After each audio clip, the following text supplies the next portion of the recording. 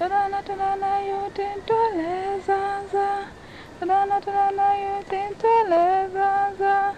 Via bola basa katola. Bonitinga zotunantuma katola. Hello listeners, and welcome back to Sandman Stories Presents. Today we have 3 more stories from the Akan people of Ghana. In the first story, we learn why spiders hide in the corners of the house. In the second story, we learn why it is important to be kind to those who help you. And in the third story, we learn why it is important to keep a promise. Okay, let's begin. Why spiders are always found in the corners of ceilings. Egya Anansi was a very skillful farmer. He, with his wife and son, set to work one year to prepare a farm much larger than they had previously worked on.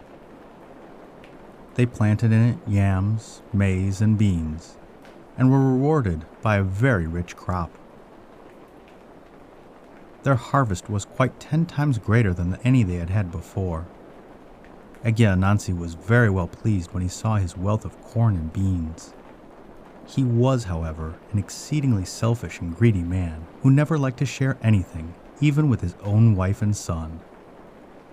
When he saw that the crops were quite ripe, he thought of a plan whereby he alone would profit by them. He called his wife and son to him and spoke thus: "We have all 3 worked exceedingly hard to prepare these fields. They have well repaid us. We will now gather in the harvest and pack it away in our barns. When that is done, we shall be in need of a rest. I propose that you and our son should go back to our home in the village and remain there at your ease for 2 or 3 weeks. I have to go to the coast on very urgent business. When I return, we will all come to the farm and enjoy our well-earned feast." Anansi's wife and son thought that this was a good, sensible plan and at once agreed to it. They went straight back to their village, leaving the cunning husband to start on his journey. Needless to say, he had not the slightest intention of so doing. Instead, he built himself a very comfortable hut near the farm, supplied it with all manner of cooking utensils, gathered in a large store of the corn and vegetables from the barn, and prepared for a solitary feast. This went on for a fortnight. By that time, Anansi's son began to think that it was time for him to go and weed the farm, lest the weeds should grow too high. He accordingly went there and worked several hours on it. While passing the barn, he happened to look in. Great was his surprise to see that more than half of the magnificent harvest had gone. He was greatly disturbed and thinking robbers had been at work and wondered how he could prevent further mischief. Returning to the village, he told the people there what had happened, and they helped to make a rubber man. When evening came, they carried the sticky figure to the farm and placed it in the midst of the fields to frighten away the thieves. Some of the young men remained with Anansi's son to watch one of the barns. When all was dark, Egya Anansi, quite unaware of what had happened, came, as usual, out of his hiding place to fetch more food. On his way to the barn, he saw in front of him the figure of a man, and at first felt very frightened. Finding that the man did not move, however, he gained confidence and went up to him. "What do you want here?" he said. There was no answer. He repeated his question with the same result. Anansi then became very angry and dealt the figure a blow on the cheek with his right hand. Of course, his hand stuck fast to the rubber. "How dare you hold my hand?" he exclaimed. "Let go at once, or I shall hit you again." He then hit the figure with his left hand, which also stuck. He tried to disengage himself by pushing against it with his knees and body until finally knees, bodies, hands, and head were all firmly attached to the rubber man. There, Egya Anansi had to stay till daybreak, when his son came out with the other villagers to catch the robber. They were astonished to find that the evildoer was Anansi himself. He, on the other hand, was so ashamed to be caught in the act of greediness that he changed into a spider and took refuge in a dark corner of the ceiling, lest anyone should see him. Since then, spiders have always been found in dark, dusty corners where people are not likely to notice them. The end.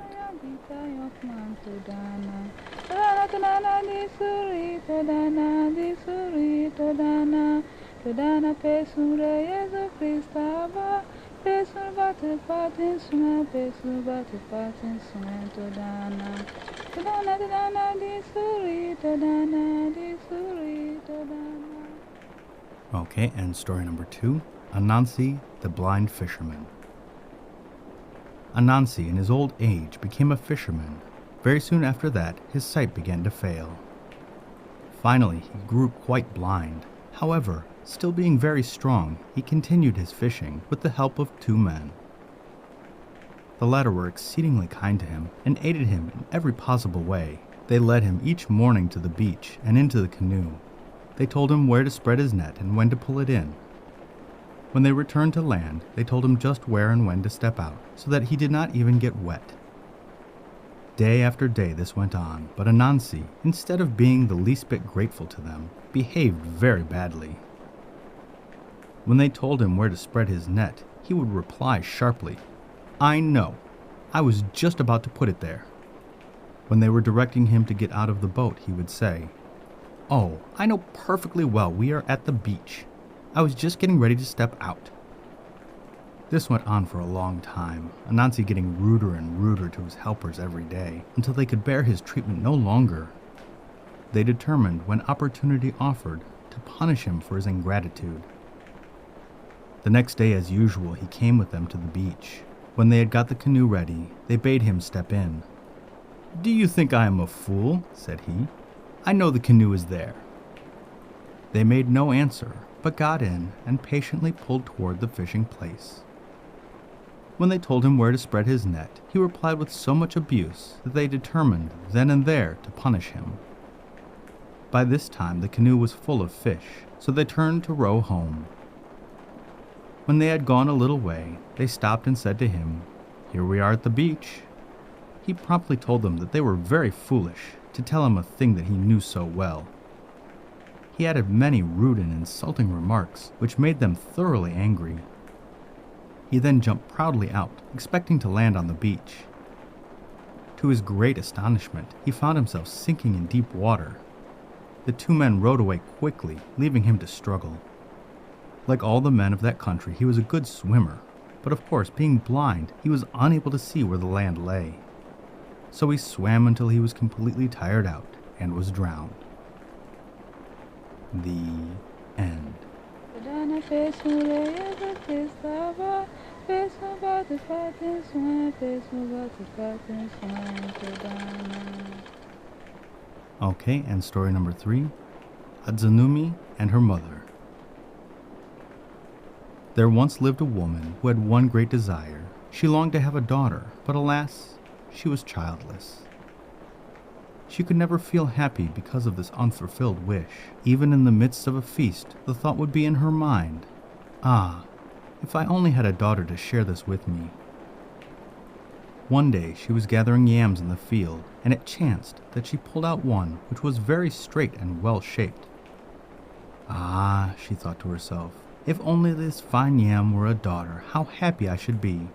To her astonishment, the yam answered, "If I were to become your daughter, would you promise never to reproach me with having been a yam?" She eagerly gave her promise, and at once the yam changed into a beautiful, well-made girl. The woman was overjoyed and was very kind to the girl. She named her Adzanumee. The latter was exceedingly useful to her mother.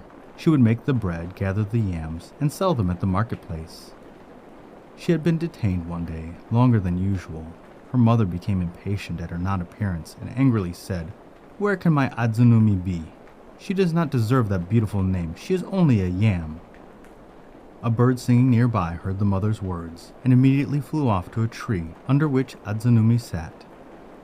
There he began to sing, "Adzanumee, Adzanumee, your mother is unkind. She says you are only a yam. You do not deserve your name. Adzanumee, Adzanumee." The girl heard him and returned home weeping.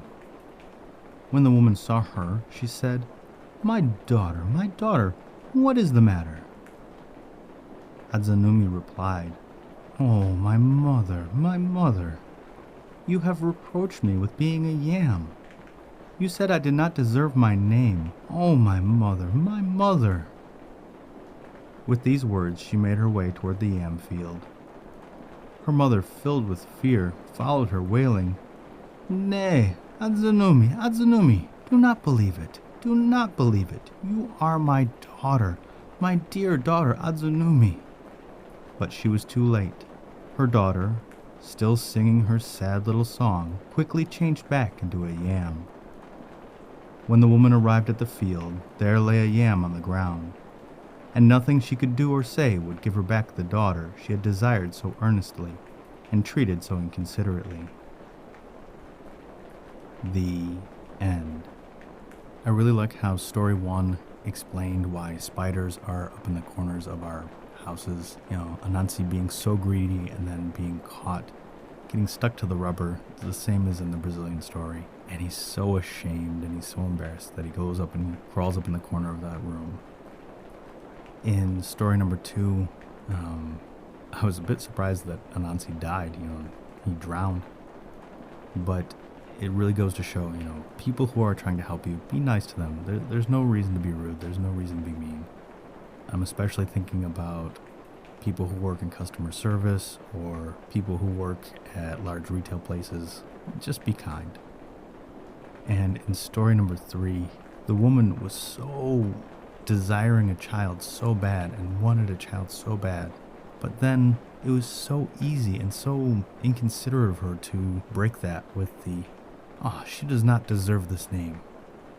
So it's kind of an easy come, easy go story. And the podcast shout out this week is to Because Language. This is a podcast about linguistics, the science of language. Linguists Daniel and Hedvig are joined by the smart layman Ben to talk about language and tech, language and society, and trending language terms.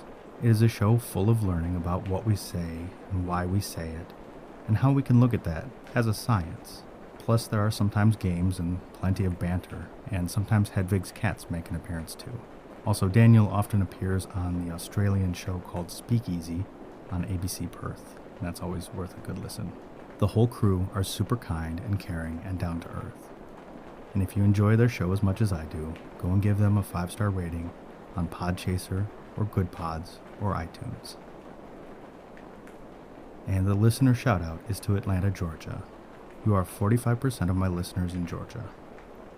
You also just recently won the World Series, so congratulations to you. Also congratulations to my friend Ashley and my friend Kyle, who are probably still out celebrating the win. Thank you, and good night.